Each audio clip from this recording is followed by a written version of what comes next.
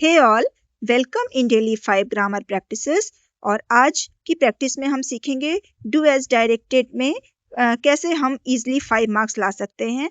पहला एग्जाम्पल हम ले रहे हैं सो दैट को रिमूव करके टू से उसे रीराइट करना। सो दैट को हटाना और टू लगाना। तो देखिए सो की जगह TOO और दैट की जगह TO2 होता है, लेकिन थोड़े से और चेंजेस करने पड़ते हैं। टू जो होता है उसमें ऑलरेडी नेगेटिव सेंस होता है, और सो दैट जो होता है जब हम उसे यूज करते हैं तो नॉट उसमें लगाना पड़ता है। तो जब टू लिखेंगे तो हम नॉट को वहां से अलग कर देंगे। क्यों? क्योंकि टू में तो नॉट पहले से ही हिडन है। तो ये जो नोबडी वर्ड है, नोबडी का नो ये नेगेटिव सेंस के लिए है, इसे हम अलग कर देंगे। सो की जगह TOO और दैट की जगह TO2 का यूज करेंगे। लेकिन जो TO2 है जो दैट की जगह आया है, उसके बाद अब हमें सीधे वर्ब की फर्स्ट फॉर्म लिखनी है। तो एट का फर्स्ट फॉर्म हमें यहाँ पर ईट यूज करना है। Grapes are too sour to eat, ate का फर्स्ट फॉर्म करना है। या फिर हम क्या करें, टू के बाद पैसिव कंस्ट्रक्शन कर दें, टू बी ईटन का भी हम यूज कर सकते हैं। But according to me first वाला जो है वो ज्यादा इजी होगा। तो आप grapes are too sour to eat, इस सेंटेंस को आप ऐसे चेंज कर लीजिए। ध्यान दीजिएगा, सो की जगह TOO, दैट की जगह TO2 और टू के बाद वर्ब की फर्स्ट फॉर्म। सेकेंड एग्जाम्पल है he is very fast, he can complete his work on time. इस सेंटेंस को कंबाइन करना है सो और दैट का यूज करके। तो वेरी की जगह सो आएगा और दैट जो है दोनों सेंटेंस के बीच में लगाया जाएगा। तो हमारा सेंटेंस हो जाएगा he is so fast that he can complete his work on time. ध्यान रखिएगा, वेरी की जगह सो और दोनों सेंटेंस के बीच में दैट।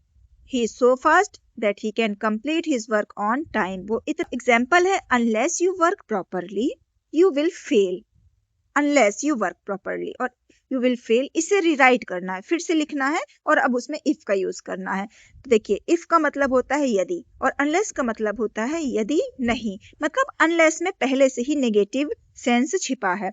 तो अब यदि हमको अनलेस को हटाना है और उसकी जगह इफ लगाना है, तो सेंस को मेंटेन करने के लिए, मीनिंग को इक्वल रखने के लिए हमें इफ वाले सेंटेंस में नॉट भी लगाना पड़ेगा।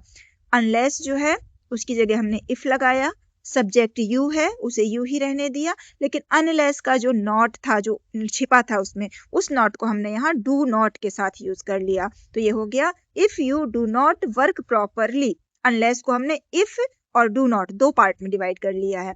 If you do not work properly you will fail. Sense जरूर समझ लीजिएगा, मीनिंगफुल सेंस होना बहुत जरूरी है। आगे देखते हैं, पैसिव कंस्ट्रक्शन करना है। सेंटेंस है हमारे पास ही लाइक्स मैंगोज, उसे मैंगोज पसंद है और इसे पैसिव वॉइस में चेंज करना है। अब 5 स्टेप्स हम रिव्यू करते हैं, जल्दी से देख लेते हैं।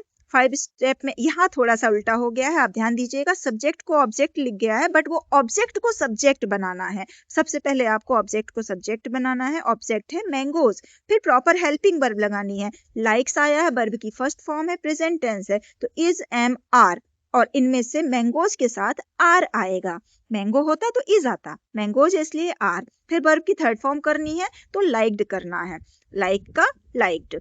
और इसके बाद हमें बाय लगाना है और फिर क्या करना है, पहले का उल्टा कर देना है। पहले हमने ऑब्जेक्ट को सब्जेक्ट बनाया है, अब सब्जेक्ट को ऑब्जेक्ट बनाना है। सब्जेक्ट है ही का ऑब्जेक्ट बनेगा हिम।